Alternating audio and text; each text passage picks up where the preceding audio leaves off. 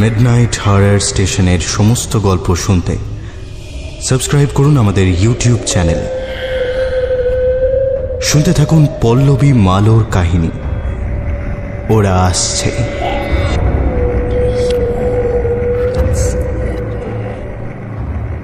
যে কোনো হানাবাড়ির একটা ইতিহাস থাকে, এমন কিছু গল্প যা একটা সাধারণ বাড়িকে হানাবাড়ি করে তোলে। আমাদের এই পৃথিবীটাও বহু যুগের পুরনো, বহু প্রজন্ম, বহু যুগ যুগ ধরে বহু মানুষ এই বাড়িতে থেকে গিয়েছে। তাদের রকম সকম আলাদা, তাদের চাহিদা আলাদা, তাদের জন্ম এবং মৃত্যুও আলাদা। এত গল্প এর দেওয়ালে দেওয়ালে জমেছে যে এই গোটা পৃথিবীটাই পরিণত হয়েছে একটা হানাবাড়িতে। কিন্তু হানাবাড়ি তো কেবল গল্প বা ইতিহাস নিয়ে তৈরি হয় না, তার জঠরে লুকিয়ে থাকে এমন কিছু যা আজও অপেক্ষা করে ছড়িয়ে পড়ার, যা আজও প্রতিহিংসার আক্রোশ নিয়ে অপেক্ষা করতে থাকে নতুন বাসিন্দাদের। এত কথা বললাম বটে, কিন্তু আজকের গল্পে হানাবাড়ি নেই, আছে আরো বেশি আতঙ্কের কোনো ইঙ্গিত। শুনতে থাকুন পল্লবী মালোর কাহিনী ওরা আসছে।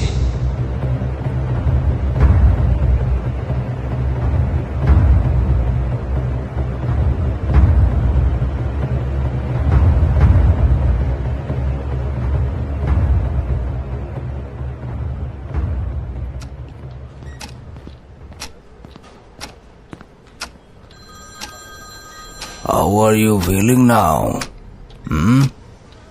একটা অচেনা পুরুষ কণ্ঠস্বর কানে এলো। ঠোঁট দুটো সামান্য ফাঁক হলো আমার, কিন্তু গলা দিয়ে কোনো শব্দ বের হলো না। চোখের পাতা অল্প একটু খোলা মাত্রই কালো অন্ধকারের বুক চিরে আসা ওই নীল আলোটাকে দেখতে পেলাম। অনেকগুলো ফ্যাকাশে হাত কিলবিল করছে, এদিকেই এগিয়ে আসছে, আর একটু হলেই এসে গিলে ফেলবে আমাকে। চোখ বন্ধ করে ফেললাম, হাত পায়ের আঙুল কাঁপতে শুরু করেছে আমার। মাথায় একটা স্নেহের স্পর্শ অনুভব করলাম। আরে রিল্যাক্স রিল্যাক্স, এখানে কোনো ভয় নেই আপনার, আমি আছি তো। চোখ খুলুন, ধীরে ধীরে চোখ খুলুন। আবার সেই কণ্ঠস্বর। একটু সাহস পেলাম আমি, চোখ খুললাম ধীরে ধীরে। সামনে গোলগাল চেহারার এক ভদ্রলোক দাঁড়িয়ে। আমি কোনো মতে বললাম, ওই যে ওরা আসছে, ওরা আসছে মাটির তলায়। এতটা বলেই কুকুরের মতো জিভ বের করে হাঁপাতে শুরু করলেন। ভদ্রলোক সম্ভবত কিছুই শুনতে পেলেন না, কথা বলার জোরও পাচ্ছি না। চোখ বন্ধ হয়ে এলো আমার, আর কিচ্ছু মনে নেই।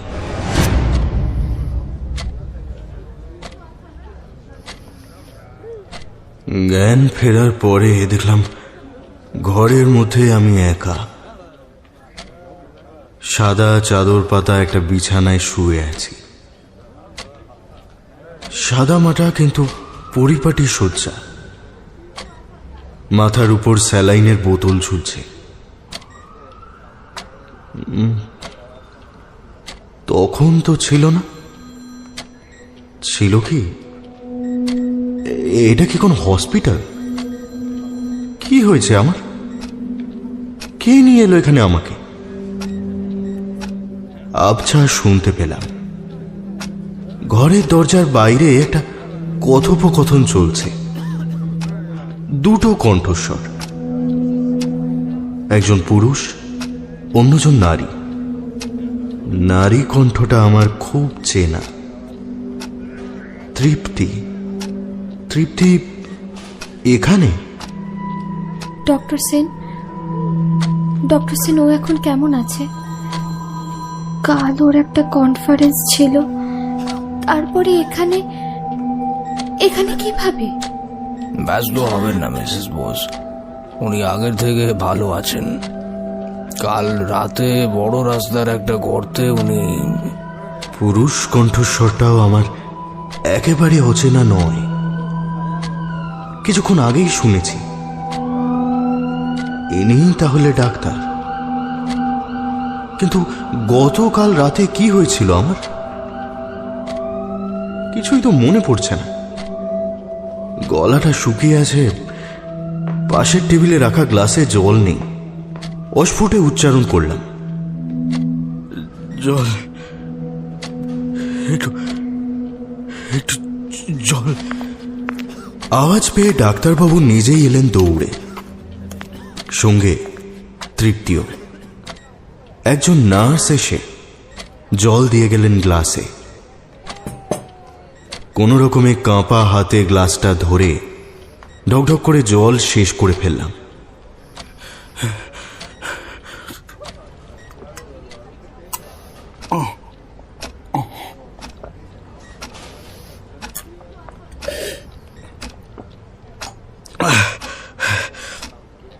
এখন কেমন লাগছে? একটু সুস্থ বোধ করছেন? ডাক্তারবাবু জিজ্ঞেস করলেন, কি হয়েছিল আমার? আপনার সত্যিই মনে নেই? কিছু মনে পড়ছে না? স্ট্রেঞ্জ। না তো। আমি ঘাড় নাড়লাম। ডাক্তার সেন বললেন, আপনি গতকাল রাতে একটা গর্তে পড়ে গিয়েছিলেন।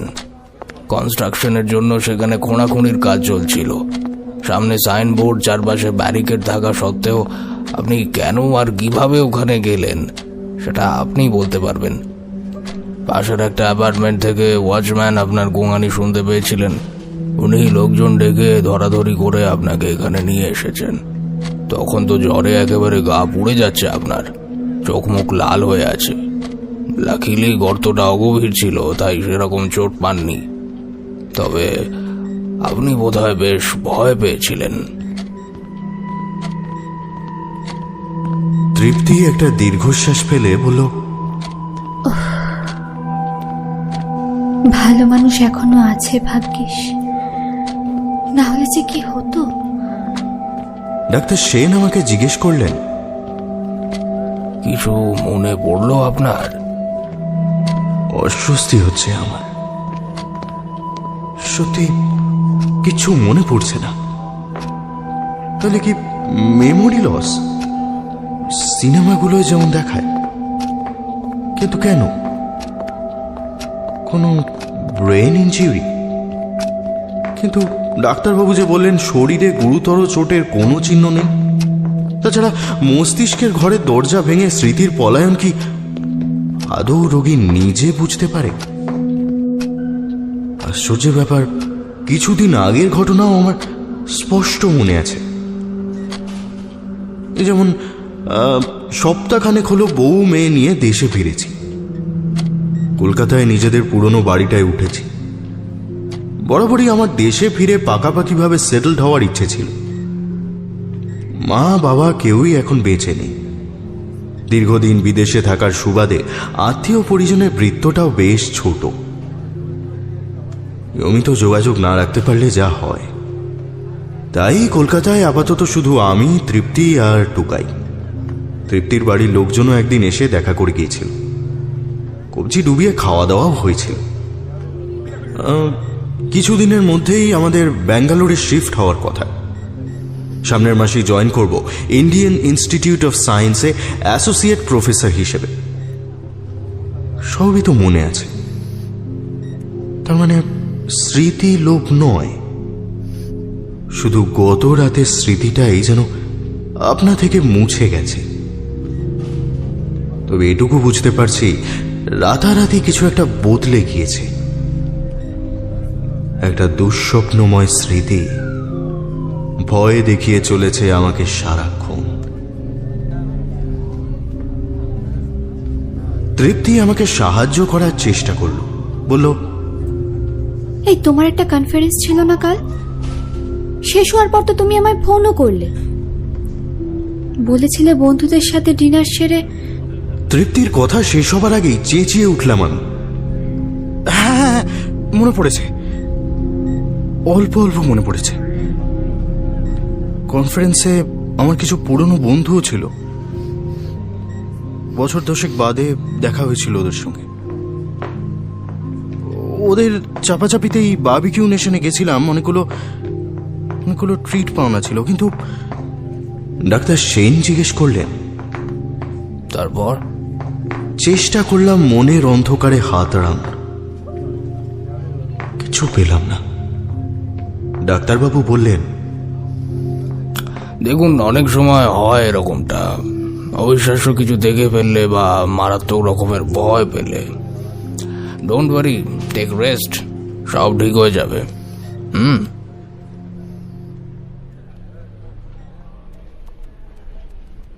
তৃপ্তি ফিরে গিয়েছে। কতক্ষণই বা থাকবে আমার কাছে? টুকাই ঘরে একা আছে। আমার শরীর এখনো বেশ দুর্বল। ডাক্তার সেন বলেছেন মিনিমাম আরো 1 দিন থাকতে হবে হসপিটালে। মতলব সবই বুঝি আমি। যতদিন আমি এখানে পড়ে থাকবো ততদিনই ওদের পকেট ভরতে থাকবে। হসপিটালটা খুব একটা বড় নয়, তবে পরিষ্কার পরিচ্ছন্ন। ঘরের মধ্যে 2টো বড় জানলা, সাদা রঙের দেওয়াল, মার্বেলের মেঝে। হাসপাতাল হলেও শৌখিনতার ছাপ রয়েছে। রোগীর বেডের পাশে টেবিলের উপরে সুন্দর ফুলদানি, তার ভেতর গোঁজা রঙিন কাগজ কেটে বানানো ফুল পাতা। দুপুরের খাবার রেখে গিয়েছিলেন নার্স। মেনু আহামরি কিছু ছিল না। হসপিটালের রোগীদের যেমন খাবার দেওয়া হয় সেরকম। কিছুতেই জিভে স্বাদ পাচ্ছি না। জলটাও তেতো লাগছে।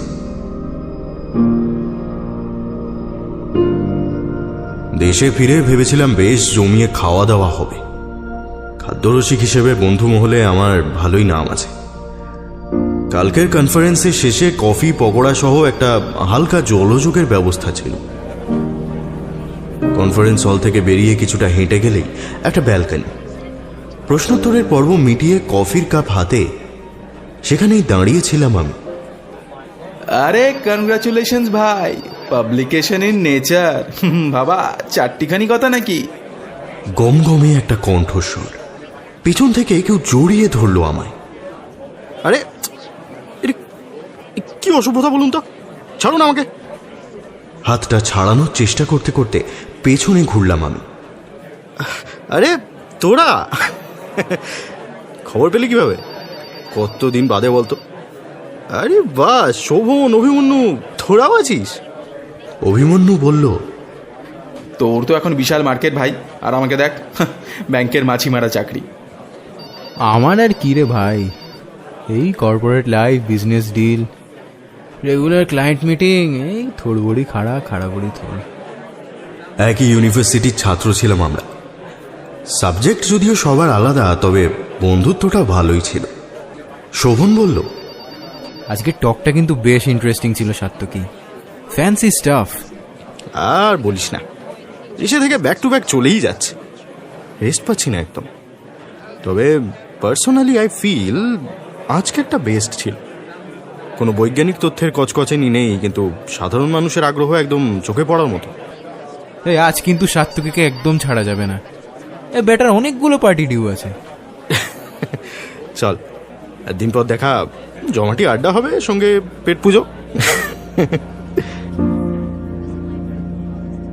কনফারেন্সের কর্মকর্তাদের সঙ্গে মৌখিক ধন্যবাদ শুভেচ্ছা জ্ঞাপনের পালা সেরে ওদের সঙ্গে রওনা দিলাম আমি। অনেক চব্য চস্য ঠুসেছি পেটে। এত গুরুপাক ভোজন সহ্য হলে হয়। শোভন, অভিমন্যু আর বিশু যে যার বাড়ির পথে রওনা দিল। অনেকদিন বাদে কলেজ ক্যান্টিনের আড্ডাটা ফিরে পেয়ে মনটা বেশ ফুরফুরে লাগছিল। ট্যাক্সি ধরতে ইচ্ছে হলো না। ফুটপাথ ধরে হাঁটা দিলাম।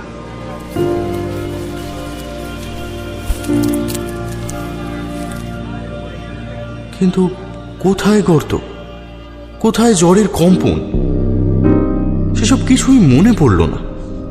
এমনকি আবছা আবছাও নয়। ভয়ের মধ্যে জাঁকিয়ে বসল সন্দেহ। এই ডাক্তার, নার্স, হসপিটাল এরা ফ্রড নয় তো?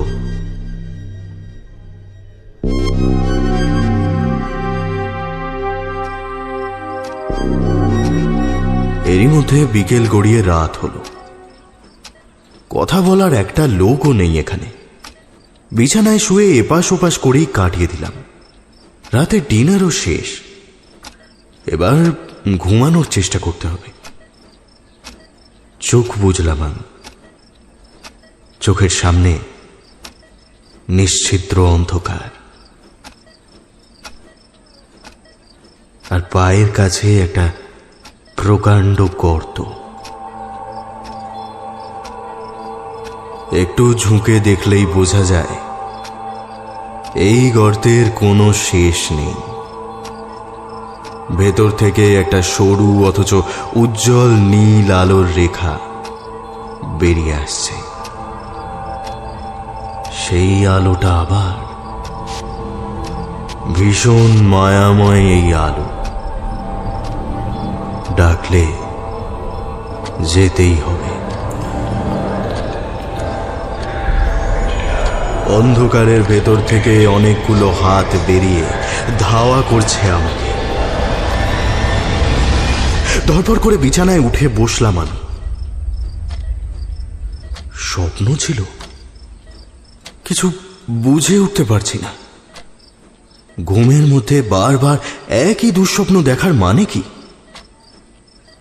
আগে তো কখনো হয়নি এরকম। 35 বছর বয়সে বাচ্চা ছেলের মতো ভয় পাওয়াটা একদম মানায় না। নিজেই নিজেকে ধমক দিলাম।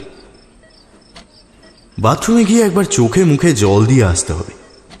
কোনো রকমে নিজেকে বিছানা থেকে ঠেলে তুললাম। মেঝের উপরে দুপায়ে ভর দিয়ে দাঁড়াতেই মনে হলো শরীরটা পাহাড়ের মতো ভারী। অতি কষ্টে একটা একটা করে পা ফেলে আমি বাথরুমের দিকে এগোচ্ছি। বেড থেকে বাথরুমের দূরত্ব বড়জোর হাত 5 হবে। এটুকু পথ যেতে না যেতেই আবার একটা অদ্ভুত ব্যাপার ঘটল। রাতের হসপিটালটা অতিরিক্ত শান্ত, কিন্তু মেঝেতে পা ফেলা মাত্রই সেই নৈশব্দ ভেঙে কানে একটা শব্দ এলো। হাঁটার শব্দ, কিন্তু আমার নয়। অনেক নিচ থেকে আসছে আওয়াজটা। সকালে জানলার বাইরে আকাশ থেকে বুঝেছি আমার ঘরটা হসপিটালের অনেক উপরের কোনো একটা ফ্লোরে। এর নিচে নিশ্চয়ই আরো 3-4টে ফ্লোর আছে, কিন্তু শব্দটা সেখান থেকেও আসছে না, আসছে আরো নিচ থেকে। সম্ভবত হসপিটালের ইটে গাঁথা ভিতের তলায় মাটির অনেক গভীর থেকে ভেসে আসছে। মাটির নিচে কারা যেন হাঁটছে। একজন দুজন নয়, অনেকজন। সঙ্গে একটা চাপা গুঞ্জন, যেন নিজেদের মধ্যে কথা বলছে তারা। না, নিশ্চয়ই আমার মনের ভুল। হয়তো করিডোরে কেউ বা পাশের ঘরে। দিনের বেলা হলে তাও না হয় মানা যেত। ব্যস্ত কলকাতা শহরের মাঝে দাঁড়িয়ে থাকা পেল্লায় একটা হসপিটাল, বাসের হর্ন, দোকানপাটের হইহল্লা, পথ চলতি লোকজনের শোরগোল শোনা যেতেই পারে। কিন্তু এখন নিশুতি রাত। আবছা আলোয় দেওয়াল ঘড়িটা দেখে নিলাম, রাত 2টো। আমি হাঁটা থামিয়ে দিলাম। আওয়াজটা থেমে গেল। চলা শুরু করা মাত্র আবার সেই আওয়াজ। ইচ্ছে করছে মেঝেটা ভেঙে মাটি খুঁড়ে সুড়ঙ্গ বানিয়ে চলে যাই সেখানে। মন বলছে এই শব্দের উৎসে আমাকে পৌঁছতেই হবে। মাথা সাবধান করছে বারবার। হাঁটু গেড়ে ঝুঁকে বসলাম আমি। মেঝেতে কান পাতলাম।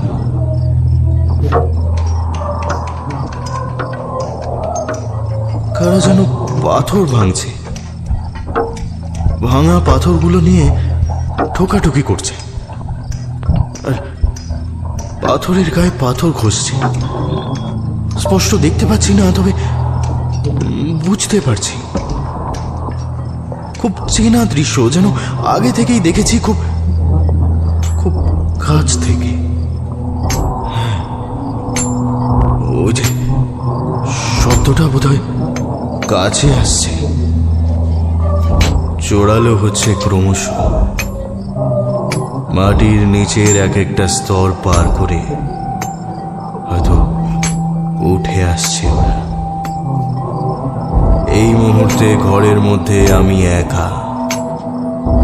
আমার হৃদস্পন্দন চলার পথে হোঁচট খাচ্ছে বারবার।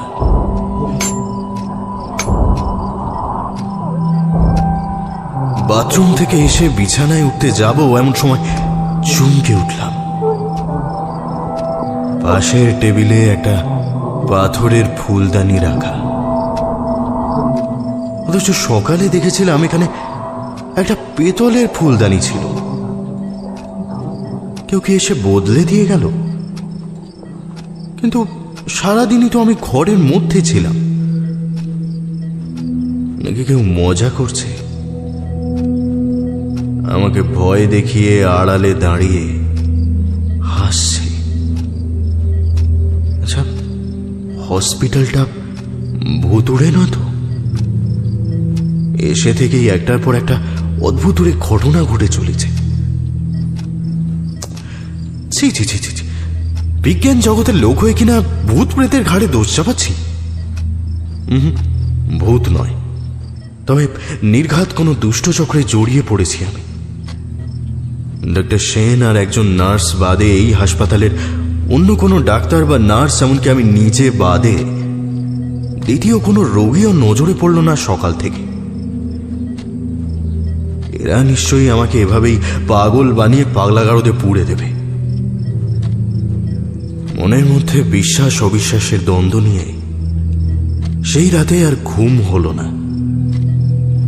ভাবলাম পায়চারি দিই, তবে যদি মনটা একটু শান্ত হয়।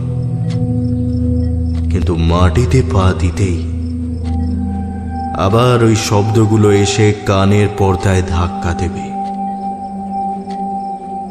তার থেকে বরঞ্চ ঘুরন্ত ফ্যানের দিকে তাকিয়ে রাত কাটিয়ে দেব।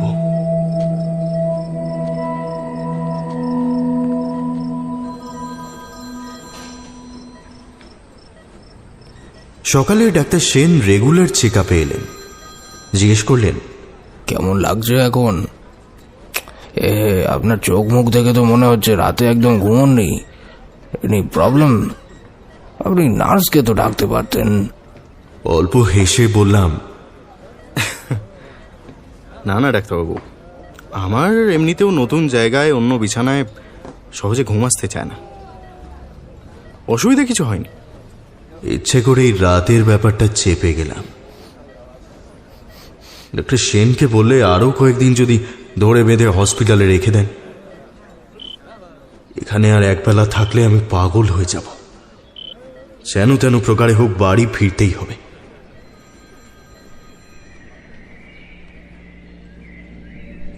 দুদিন হসপিটালে থেকে মেজাজটাই বিগড়ে গেছে। ঘরে এসেও খিটখিট করছি, সামান্য কারণে হুটহাট চেঁচিয়ে ফেলছি। বিগত কয়েকদিন তৃপ্তি খুব চিন্তায় ছিল আমার জন্য। আমি সুস্থ হয়ে ফিরে আসার পর ওর চিন্তাটা কমেছে, খোঁচা দিয়ে চলেছে সমানে। কি হে বীর পুরুষ, গর্তে পড়ে একেবারে হাসপাতাল? খোঁচাগুলো নিঃশব্দে হজম করতে হচ্ছে। নিজেরই তো আশ্চর্য লাগছে। রাস্তার একটা গর্তে পড়ে গিয়ে আমি দুদিন উইকনেস নিয়ে বিছানায় পড়ে রইলাম। উল্টো পাল্টা স্বপ্ন দেখে চমকে উঠলাম, আর ভুলভাল কিছু শব্দ শুনে। হ্যাঁ, ব্যাপারটা গোলমেলে তো বটেই। আজ টুকাই ড্রয়িং খাতা নিয়ে বসেছিল। মেয়েটার ইদানিং আঁকা আঁকির খুব শখ হয়েছে। খাতা রং পেন্সিল পেলেই আঁকতে বসে যায়। হাত পাকেনি এখনো, তবু চেষ্টা করে। টুকাইয়ের পাশে গিয়ে বসলাম আমি। ঘাড় নিচু করে ও কিছু একটা আঁকছে। জিজ্ঞেস করলাম, কিরে কি আঁকছিস তুই? টুকাই ও ড্রয়িং খাতাটা উঁচু করে আমার চোখের সামনে মেলে ধরল। ছবিটা দেখে ছিটকে গেলাম আমি। নিজস্ব ভাষায় গল্প বলছে ছবিটা। একেবারে জলজ্যান্ত ছবি, মানুষের বাইসন শিকারের দৃশ্য। ছবির বাইসনটা আজকের নয়, মানুষটাও এই যুগের নয়। টুকাই হয়তো গুগল থেকে দেখে এঁকেছে। মোবাইলের স্ক্রিনে ছবিটা দেখতে পেলাম, কিন্তু এই ছবি আমার খুব পরিচিত। কদিন আগেই দেখেছি। গুহার দেওয়ালে আঁকা। আমার সামনে দাঁড়িয়েই আঁকছিল একটা জোয়ান ছেলে। টুকাই আমার অস্বাভাবিক আচরণ দেখে মাকে ডাকতে গেল। মাম্মা, মাম্মা দেখো না, বাবাইয়ের হাত পা কেমন করে কাঁপছে।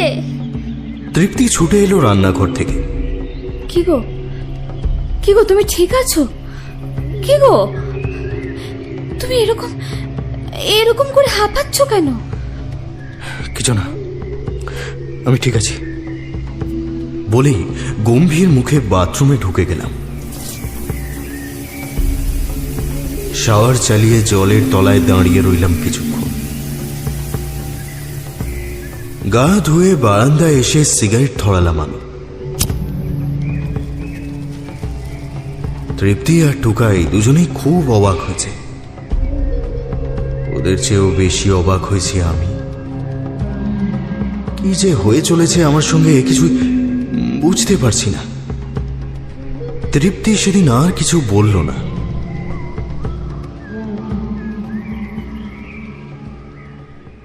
পরের দিন সকালে আমি ল্যাপটপ নিয়ে বসেছিলাম। ব্যাঙ্গালোরের কোন স্কুলটা টুকাইয়ের জন্য ভালো, আমার ইউনিভার্সিটি থেকে কাছে, এগুলো চেক করছিলাম। তৃপ্তি ব্রেকফাস্টের পর আমার টেবিলের সামনে এসে দাঁড়ালো। জিজ্ঞেস করলো, আচ্ছা, ওই নীল আলোর ব্যাপারটা কি বলো তো? আমি কিবোর্ডে টাইপ করছিলাম। আপনা থেকেই আঙুলগুলো থেমে গেল। থতমত খেয়ে বললাম, মানে তুমিও দেখেছো স্বপ্নটা? না, তুমি কাল রাতে ঘুমের মধ্যে বারবার চিৎকার করে উঠছিলে, এইসব বলছিলে। গর্তের মুখে নীল আলো, ওরা আসছে। কোন আলো আর কারাই বা আসছে? তৃপ্তিকে এতদিন বলিনি ব্যাপারটা। হাসপাতাল থেকে এসেও বেশ কয়েকবার স্বপ্নটা দেখে ঘুম ভেঙেছে আমার। শুধু স্বপ্নটা নয়, হাসপাতাল থেকে ফেরার পর টুকরো টুকরো এরকম অনেক ঘটনাই ঘটেছে। এ যেমন সেদিন রাতে হলো। আমরা সবাই তখন ডিনার টেবিলে। রান্নাঘরে একটা শব্দ হলো। তৃপ্তি নির্বিকার মুখে বলল, নির্ঘাত ওই বেড়ালটা আবার জানালা বেয়ে ঘরে চলে এসছে।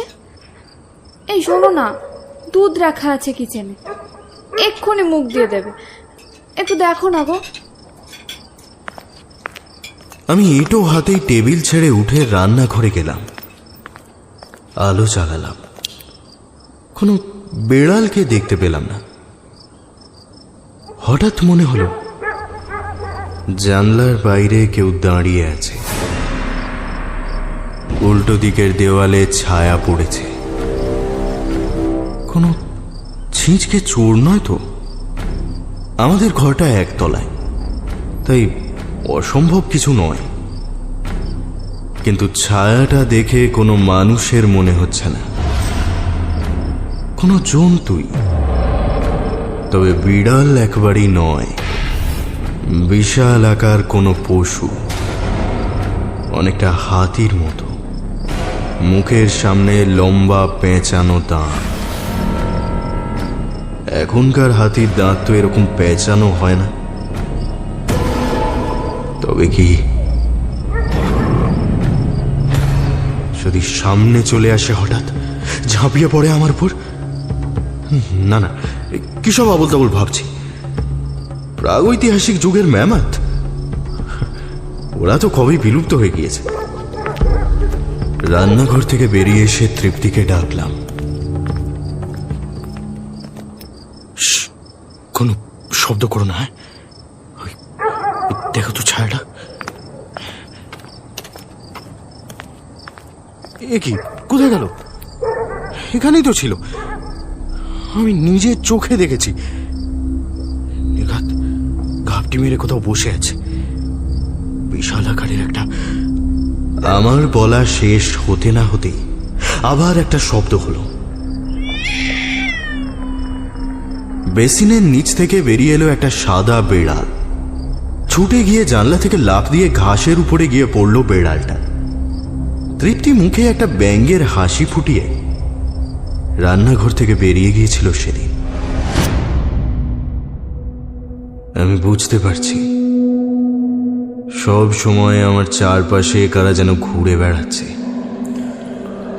তাদের চেহারার নকশা আমার চেনা, কিন্তু চোখে অসন্তোষ, আগ্রাসী আধিপত্যের নেশা, প্রতিহিংসার আগুন। তৃপ্তিকে সবটা বললাম, ভেবেছিলাম শুনে ও হেসে ফেলবে, কিন্তু দেখলাম পুরোটা চুপ করে শুনল। আমি বললাম, তোমার নিশ্চয়ই মনে হচ্ছে আমি পাগল হয়ে যাচ্ছি। এগুলো আমার মনের ভুল মনে হচ্ছে না, বলো?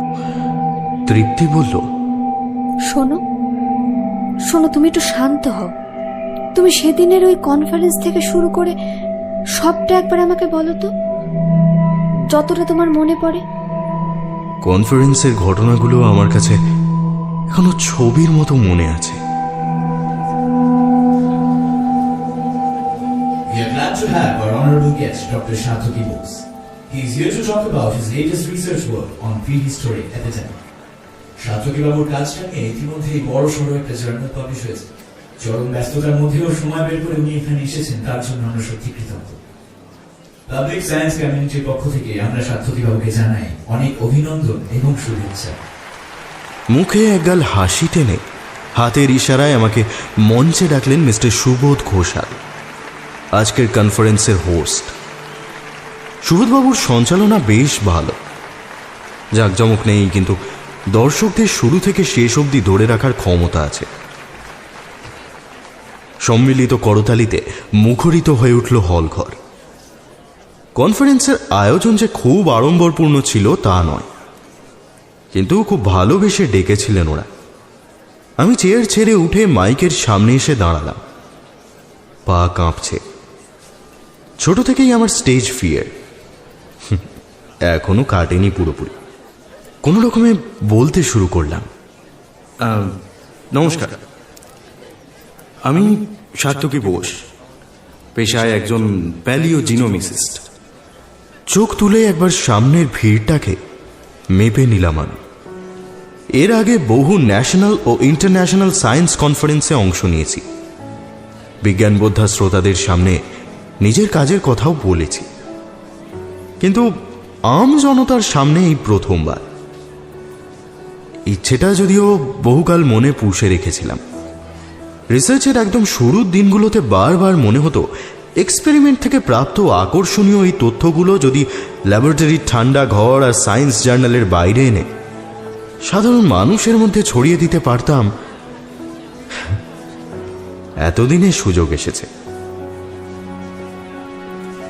ভিড়ে অনেক ধরনের শ্রোতা ছিলেন, বেশিরভাগই সাংবাদিক অথবা কলেজ পড়ুয়া, কেউ কেউ আবার বিজ্ঞান অথবা পুরাতত্ত্ব অনুসন্ধিৎসু। শুধুমাত্র প্রি হিস্টোরিক এপিডেমিকের নাম শুনেও হয়তো অনেকে এসেছিলেন, তাই বিজ্ঞানের খুঁটিনাটি তথ্য ঠেসে দিয়ে স্পিচটাকে অহেতুক তেতো বানাতে চাইনি। আবার বলতে শুরু করলাম, আমার কাজ সম্পর্কে বলতে গেলে প্রথমেই একটা গল্প বলতে হয়। গল্পের নাম শুনেই হলঘরের মেজাজটা হালকা হলো। ভিড়ের মধ্যে যারা নোটপ্যাড নিয়ে বসেছিলেন খাতাপত্র সরিয়ে এতক্ষণে গুছিয়ে বসলেন। আমিও স্বস্তি পেলাম, পা কাপা থেমে গেল। গল্পটা বহু বছর আগের, এমনকি স্পেনের ফ্লু, লন্ডনের অভিশপ্ত প্লেগ আর ইউরোপের ব্ল্যাক ডেথেরও আগেকার কথা। যে মহামারীগুলোর নাম আমি বললাম সেগুলোর কথা আমাদের সবার জানা, ইতিহাসের পাতা একটু ঘাঁটলেই সেগুলো পাওয়া যাবে। কিন্তু আমার গল্পের মহামারীর কথা ইতিহাসে লেখা নেই। তখন প্রস্তর যুগের শেষ ভাগ, নিওলিথিক যুগ। মানুষ সবেমাত্র চাষবাস শিখেছে, বন্য জন্তুদের পোষ মানিয়ে নিজের কাজে ব্যবহার করছে। প্রায় 10,000-এরও বেশি মানুষ তখন পশুদের সঙ্গে একই জায়গায় গা ঘেঁষাঘেঁষি করে থাকে, কোনো পরিষ্কার পরিচ্ছন্নতার বালাই নেই। তো ঠিক এই সময়ে এলো একটা জীবাণু, প্লেগ রোগের জীবাণু, ইয়ারসিনিয়া পেস্টিস। মেবি কোনো পশুর দেহ থেকে এসেছিল। কাতারে কাতারে লোক মরতে শুরু করলো। এটাই মানুষের ইতিহাসে প্রথম মহামারী। প্রাগৈতিহাসিক মানুষ তখন রোগ, রোগের কারণ, জীবাণু মানে এসব কিছুই বুঝতো না। এরা ছিল ইউরোপের প্রথম চাষবাস জানা মানুষ। নিওলিথিক যুগের শেষ ভাগে ইউরোপের এই বসতিটা পুরোপুরি ধ্বংস হয়ে গেল। ইউরেশিয়া থেকে এলো অন্য একদল মানুষ, যারা অপেক্ষাকৃত অ্যাডভান্সড। পাথর ছেড়ে তারা ব্রোঞ্জ ব্যবহার করতে শিখেছে। শুরু হলো এক নতুন যুগ, ব্রোঞ্জ যুগ। তো প্রশ্ন উঠতেই পারে, আমি এত খবর জানলাম কি করে? ওই সময়ের কোনো লিখিত নথি পুঁথি কিছু তো নেই। সেও এক গল্প। আমার মতো প্যালিও জিনোমিস্টের কাজ হলো মাটির তলা থেকে প্রাপ্ত হাড়গোড়, মাথার খুলি, চুল, দাঁত থেকে ডিএনএ বের করে আনা। আজকের দিনে প্রযুক্তি অনেক এগিয়ে গেছে। ডিএনএর সামান্যতম ভগ্নাবশেষও পুরনো যুগের অনেক গল্প বলে দিতে পারে। তো কোপেনহেগেন ইউনিভার্সিটিতে পড়াশোনা করার সময় মাটি খুঁড়ে এরকমই একটা দাঁত পাওয়া গেল। 5,000 বছরের পুরনো নিওলিথিক যুগের মানুষের দাঁত। দাঁতটা পরীক্ষা করার সময়ে আমরা খুঁজে পেলাম একটা জীবাণুর ডিএনএ। জিনোম ডেটাবেসের সঙ্গে মিলিয়ে দেখলাম প্লেগের জীবাণুর সঙ্গে অনেকটাই মিলে গেল এর জিনোম সজ্জা। তারপর আর কি, একটার পর একটা সুতো দিয়ে পুরো গল্পটা বুনে ফেললাম। সঙ্গে জুড়ল প্রত্নতত্ত্ববিদদের থিওরি। এতদিনে মানুষ জানতে পারল যে প্রায় 5,000 বছর আগে প্রস্তর যুগের মানব সভ্যতায় একটা মহামারী হয়েছিল। ইউরোপীয় ভূখণ্ডে প্লেগের আগমন হয়েছিল।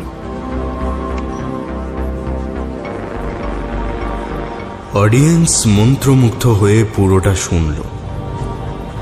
চোখের সামনে হয়তো প্রাগৈতিহাসিক একটা সভ্যতার বিকাশ থেকে পতন সবটা দেখতেও পেল। আমি কিছু বাড়তি কথা যোগ করার লোভ সামলাতে পারলাম না। ইতিহাসের পাতা খুললে আমরা অনেক নাম খুঁজে পাই, আলেকজান্ডার দ্য গ্রেট, সম্রাট অশোক, মহামতি আকবর, হিটলার। কিন্তু প্রাগৈতিহাসিক কোনো মানুষের নাম ইতিহাসে নেই। মাটি চাপা পড়ে আছে আজ ওরা, অথচ ওরাই আমাদের সার্থক পূর্বপুরুষ। ওদের চেষ্টা, পরিশ্রম আর বুদ্ধির জোরেই বিবর্তনের সিঁড়ি বেয়ে আমরা এতটা পথ এগিয়ে এসেছি। কিন্তু ওদেরই ভুলে গেছি আমরা। আমার বরাবরই তাই মনে হয় মাটির ভেতরে প্রত্যেকটা সভ্যতা বেঁচে রয়েছে। হ্যাঁ, এক একটা স্তরে এক একটা সভ্যতা। অতীতের উল্লাস, যন্ত্রণা, অভিমান সবটা নিয়ে কোনো শ্বাস নিচ্ছে ওরা। এতখানি বলে আমি থামলাম। তৃপ্তি নিজেই বলল, মানে শেষ রাতে গর্তে পড়ে যাওয়ার ব্যাপারে তোমার কিছু মনে নেই, তাই তো? লম্বা একটা দীর্ঘশ্বাস ফেলে আমি জিজ্ঞেস করলাম, কি বুঝলে? আমার কোনো মানসিক অশান্তি নাকি সিনড্রোম জাতীয় কিছু? তৃপ্তি সাইকিয়াট্রিস্ট নয়, তবে সাইকোলজি নিয়ে পিএইচডি করেছে। আমার সঙ্গে ডেনমার্কের একই ইউনিভার্সিটিতে। মানুষের মনের আনাচ কানাচের খবর রাখে।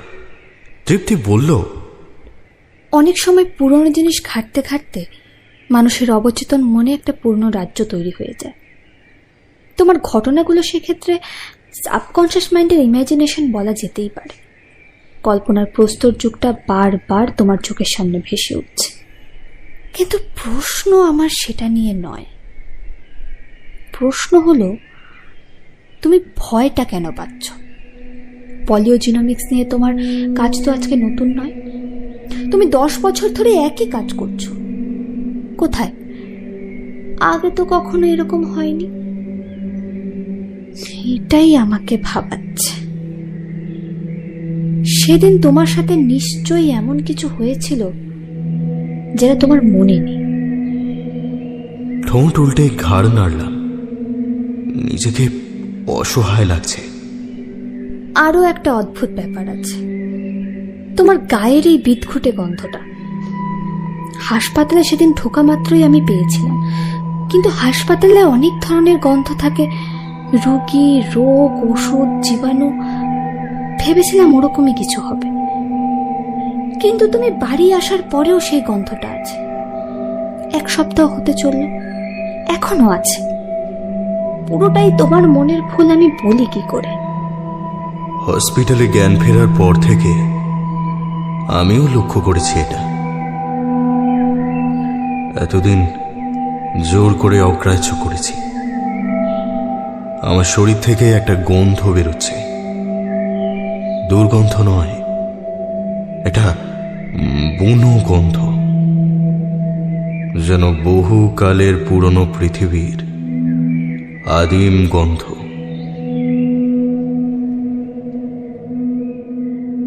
সেদিন আর কথা হলো না এটা নিয়ে। মনের মধ্যে সম্ভব অসম্ভবের দ্বন্দ্ব চলল সারাদিন। দুপুরে কচি পাঁঠার ঝোল রেঁধেছিল তৃপ্তি। রবিবার এলেই মাংসের জন্য বাঙালির জিভ থেকে লালা ঝরতে থাকে। মাংসটা মুখে তুলতে গিয়ে একটা গন্ধ নাকে এলো আমার। তৃপ্তির উপর চেঁচিয়ে উঠলাম, এটা কি অখাদ্য রান্না করেছ? তেল, নুন, হলুদ, মশলা কিছুই দাওনি নাকি? আরে কাঁচা মাংস। তৃপ্তি ভ্যাবাচাকা খেয়ে তাকিয়ে রইল আমার দিকে। টুকাই মাংস হলে লক্ষ্মী মেয়ের মতো পুরো ভাত খেয়ে নেয়।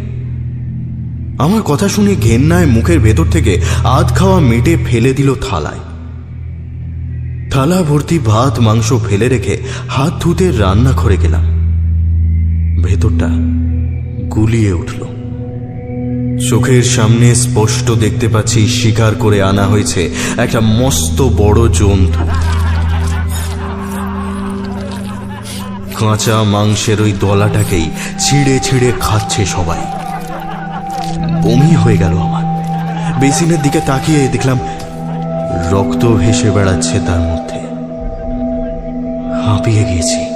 টেবিল থেকে একটা জলের বোতল তুলে নিয়ে সোফায় বসলাম। ঢকঢক করে জল ঢাললাম কলায়। মাথাটা বন বন করে ঘুরছে। তৃপ্তি খাবার ছেড়ে এসে আমার পাশে বসল। কপালে হাত দিয়ে আঁতকে উঠল। কি গো, কি গো, তোমার তো জ্বর। শুধু তাই নয়, বমির সঙ্গে রক্ত বেরিয়েছে। এ বাবা, ও মাই গড। এই শোনো শোনো, অনেক হয়েছে, চলো তো একটা ডক্টর দেখাই, তাড়াতাড়ি চলো। আমিও রাজি হলাম। শরীরের ভেতর কিছু একটা পরিবর্তন হচ্ছে, বুঝতে পারছি।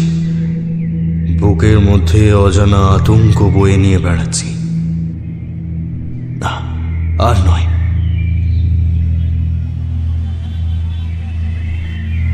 তৃপ্তির সঙ্গে কাছের একটা হসপিটালে গেলাম।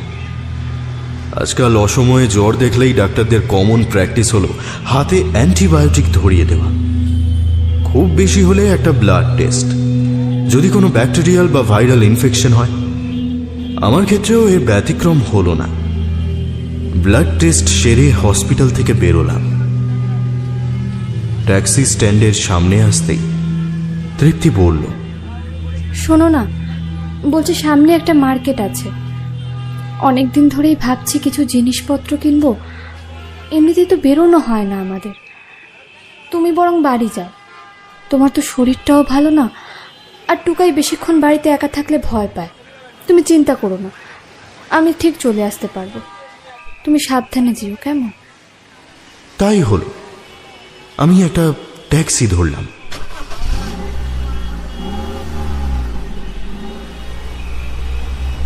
লাল সিগন্যালে এসে থামলো ট্যাক্সিটা। চৌমাথার মোড়, অনেকগুলো অটো, ট্যাক্সি, বাইক দাঁড়িয়ে দাঁড়িয়ে ধুঁকছে। জেব্রা ক্রসিং ধরে রাস্তা বেরোচ্ছে কিছু মানুষ। সোমবারের সকাল, ব্যস্ত মানুষের ঢল নেমেছে রাস্তায়। পাশের ফুটপাত ধরেও কিছু লোকজন হাঁটছে। ভালো করে তাকাতে দেখতে পেলাম তাদের মধ্যে একটা অদ্ভুত মুখ, চওড়া কপাল, সামনের দিকে উঁচু হয়ে আছে। করটি বা স্কালের আকার আমাদের মতো গোল নয়, অস্বাভাবিক রকমের লম্বাটে ধরনের। মজবুত চোয়াল বাইরের দিকে বেরিয়ে রয়েছে, শরীরটা নুয়ে পড়েছে সামনের দিকে। বলা বাহুল্য, বয়সের ভারে নয়, কারণ শরীরের গড়ন শক্ত এবং পেশি বহুল। এই মানুষটা আমার অচেনা নয়। সিগন্যাল সবুজ হলো, গাড়িটা চলতে শুরু করলো। আমি জানলা দিয়ে মুখ বাড়িয়ে দেখার চেষ্টা করলাম লোকটাকে। লোকটাও আমার দিকে তাকিয়ে আছে। চলন্ত গাড়ির ভেতরেও আমার ভয় লাগতে শুরু করলো। মনে হলো শহরে এইরকম অনেকগুলো মানুষ ঘুরে বেড়াচ্ছে, ওদের চোখ ঘিরে রয়েছে আমাকে। মার্চ মাসের গরমেও শীত করছে আমার। লোকটার দৃষ্টি আমার অস্তিত্বকে বিদ্রূপ করছে। একটা স্মৃতি উঠে এলো মগজের ভেতর থেকে।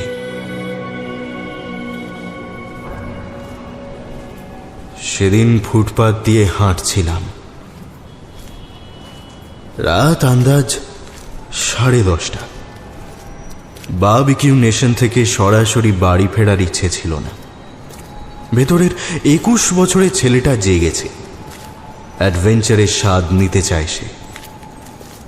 আলো ঝলমলে কলকাতা শহর সারা রাত জেগে থাকে, কিন্তু এই রাস্তাটা শুনশান। আশেপাশে কয়েকটা ছোট বড় অ্যাপার্টমেন্ট, আর আমার সামনে একটা বড় গর্ত। গর্তের চারপাশে ব্যারিকেড লাগানো, সাইনবোর্ডে লাল রঙের ডেঞ্জার সাইন, লেখা please be careful, construction work is going on. গর্তের চারপাশে স্নিগ্ধ নীলচে আলোর বলয়। ব্যারিকেড পেরিয়ে ওই আলোটার কাছাকাছি যাওয়া মাত্র আশেপাশে একটা অপার্থিব জগতের অস্তিত্ব টের পেলাম। নিচু হয়ে ঝুঁকে বসলাম আমি। হাত ঢোকালাম গর্তের মধ্যে। প্রচন্ড শক্তিশালী একটা টান অনুভব করলাম শরীরে, অনেকটা ভ্যাকুয়াম ক্লিনারের মতো। হাতের রোমগুলো অবধি কাঁপতে শুরু করলো। উঁকি মেরে দেখলাম গর্তটা অনেক গভীর, শেষ দেখা যাচ্ছে না, কিন্তু কানে কিছু অস্পষ্ট শব্দ এলো।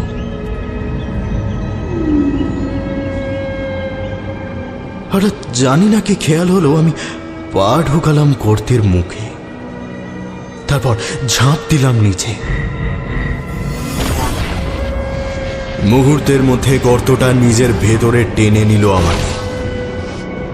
একবার চোখ তুলে দেখলাম অনেক উপরে আকাশের গায়ে এক ফালি চাঁদ ঝুলছে। উত্তেজনায় ভয়ে চিৎকার করলাম, কিন্তু আওয়াজটা ঘুরপাক খেতে খেতে গর্তের মধ্যেই হারিয়ে গেল, বাইরের পৃথিবীতে পৌঁছালো না। গর্তটা যে এত গভীর বাইরে থেকে দেখে বোঝা যায়নি। মাটির তলায় যেন কেউ লম্বালম্বিভাবে সুড়ঙ্গ কেটে রেখেছে। আমার নজর স্থির রয়েছে অন্ধকার এই সুড়ঙ্গের শেষ প্রান্ত থেকে উঠে আসা সরু নীল আলোর রেখাটার দিকে।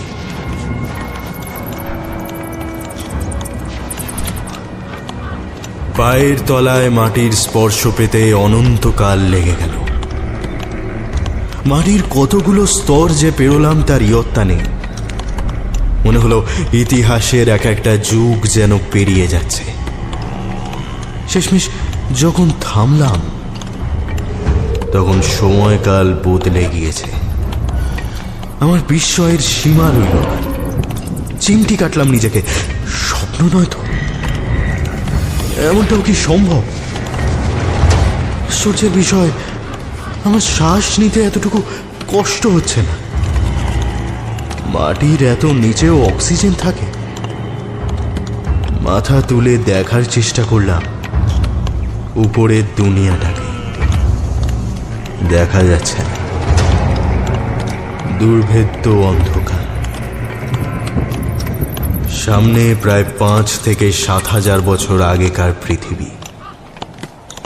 এই পৃথিবীর মানুষগুলো দেখতে প্রায় মানুষের মতোই, কিন্তু অনেকটাই আলাদা।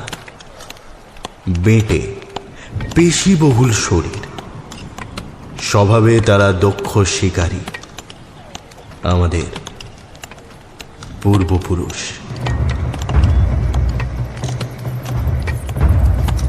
বিশাল আয়তনের একটা জন্তু শিকার করে ফিরছে কয়েকজন। তাদের পরনে পশুর ছাল। শিকার করা প্রাণীটার নাম ম্যামথ। ছবিতে যেমন দেখেছি, দি জায়ান্ট উলি ম্যামথ। গুহার দেওয়ালে আঁকিবুকি করতে দেখলাম একটা ছেলেকে। স্বজাতির পুরনো কোনো শিকার কাহিনীকে রূপ দিচ্ছে সে। অনতি দূরেই দাঁড়িয়ে আছি আমি। চেতন, অবচেতন আর অচেতনের সংঘাত চলছে। স্বপ্নের মতো মনে হচ্ছে সব। নিজের গবেষণায় যে সময়ের গল্প খুঁজে পাই, সেই সময়টাতেই আমি নিজে দাঁড়িয়ে স্বয়ং।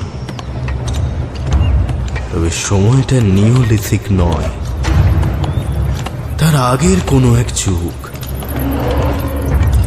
কারণ এখনো মানুষ ফসল ফলাতে শেখেনি। পাথর কেটে অস্ত্র বানাচ্ছে ওরা। ওই তো শব্দ হচ্ছে। তাহলে প্রস্তর যুগ তো বটে, প্যালিওলিথিক অথবা মেসোলিথিকও হবে হয়তো। সত্যিই কি তাহলে মাটির নিচে বেঁচে থাকে অতীতের সভ্যতা? আমার বিশ্বাস তাহলে নির্ভুল।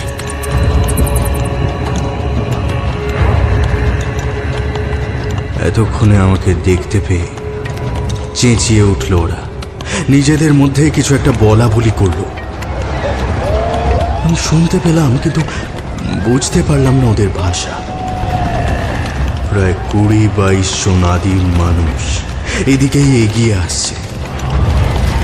তাদের গায়ে জঙ্গলি পশুর গন্ধ। ক্রমশ স্পষ্ট হচ্ছে ওদের চেহারা। হাত পায়ের চামড়ায় বড় বড় ফুসকুড়ি, বারবার ছাল উঠে খসখসে হয়ে গিয়েছে চামড়া। শরীরের রং ফ্যাকাশে, সব রক্ত যেন ভেতর থেকে শুষে নিচ্ছে কেউ অনবরত।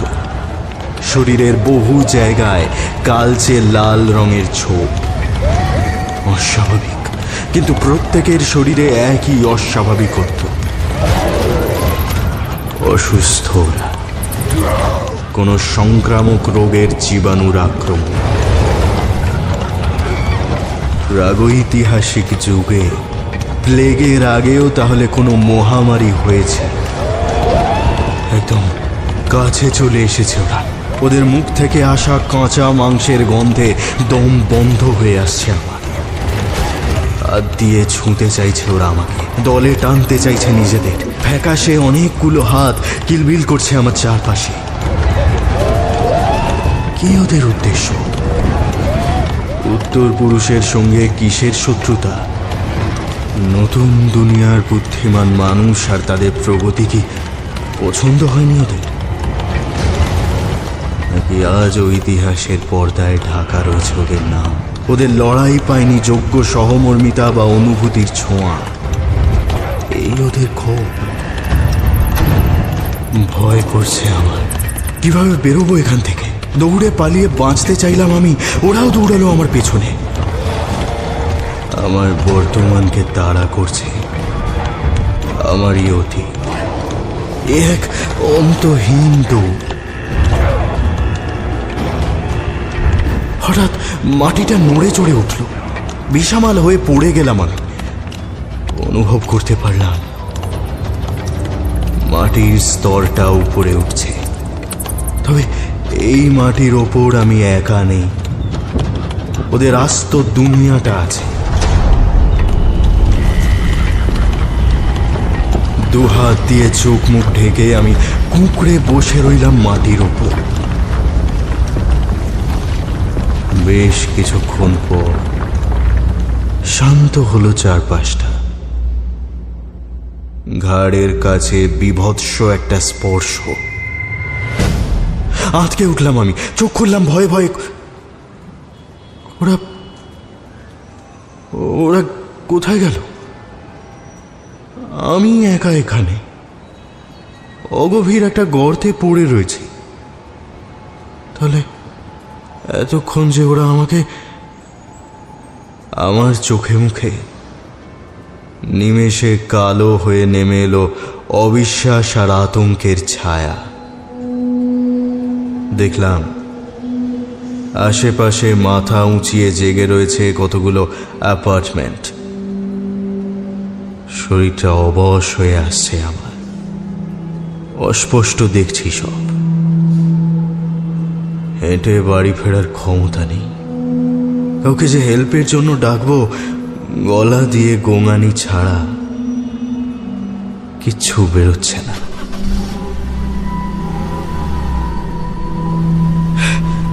প্লিজ প্লিজ স্পিড বাড়ান, গাড়ির স্পিড বাড়ান। ড্রাইভারকে বললাম আমি, ভালো লাগছে না, তাড়াতাড়ি বাড়ি পৌঁছে লুকোতে হবে আমাকে। আপাতভাবে এই শহরে সব স্বাভাবিক। মানুষ ভর্তি মিনিবাস হোঁচট খেতে খেতে চলেছে বড় রাস্তায়।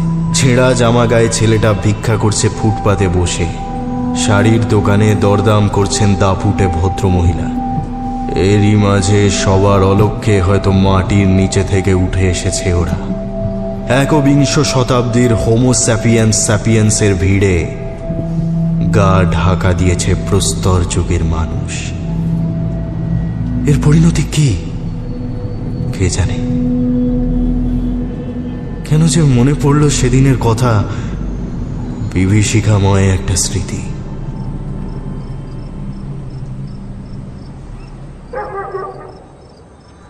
বাড়ি ঢুকে দেখলাম টুকাই টিভি দেখছে। ঘরে মানেই কেউ শাসন করবে না। জামা কাপড় ছেড়ে সোজা ঢুকে গেলাম বাথরুমে। শরীরটা মনে হচ্ছে যেন ভেতর থেকে শুকিয়ে যাচ্ছে। ভেতরের অস্থি পেশি সব যেন গলে যাচ্ছে। যা গরম, স্নান করলে যদি একটু ফ্রেশ লাগে। বাথরুম থেকে বেরোনোর পর টুকাই বলল একটা ফোন এসেছিল, অচেনা নাম্বার। আমি কল ব্যাক করলাম। Hello, mister Satyaki Bose?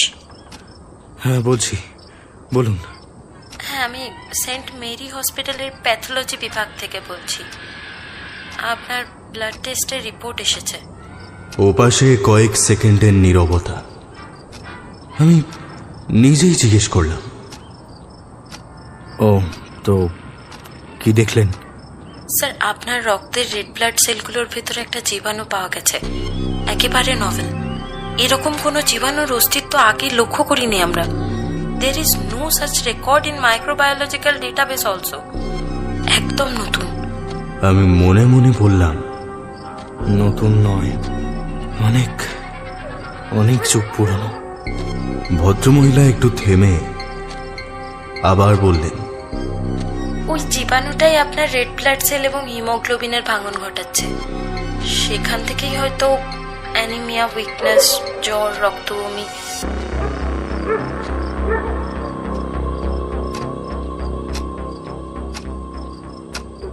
অন্যমনস্কভাবে কখন ফোনটা কেটে দিয়েছি খেয়াল করিনি।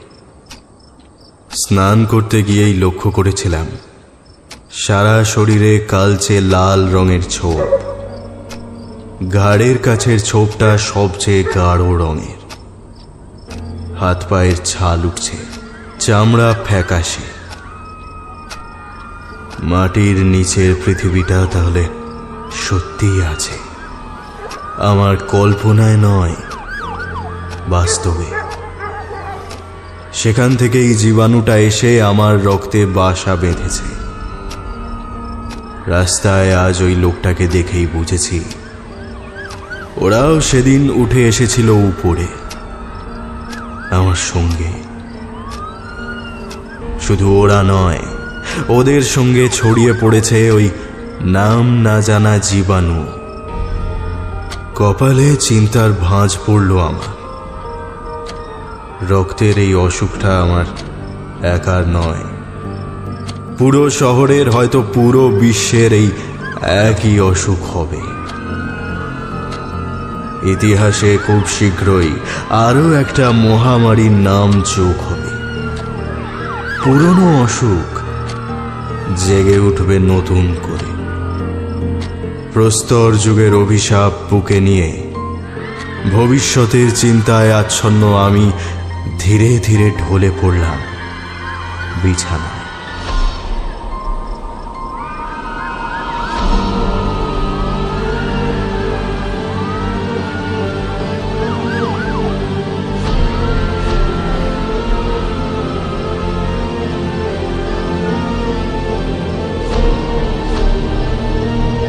আদিম যুগের কোনো ভাইরাসের জেগে ওঠা আটকাতে রাস্তায় বিদঘুটে গর্ত দেখলে পা বাড়াবেন না। আর নতুন যুগের কোনো ভাইরাস আটকাতে অবশ্যই মাস্ক ব্যবহার করুন এবং সোশ্যাল ডিস্টেন্সিং বজায় রাখুন। আজ গল্প পাঠে আমার সঙ্গে ছিল দিগন্তিকা, তমাল, অন্বেষ, সায়নী, রণদীপ এবং অনুভব। শব্দগ্রহণে ম্যাক্স, আবহ ও শব্দ সংযোজনে আমি সায়ক। কভার ডিজাইনিংয়ে কভারম্যান অভিব্রত। শুনছিলেন পল্লবী মালোর কাহিনী ওরা আসছে। সবাই ভালো থাকবেন। শুভরাত্রি।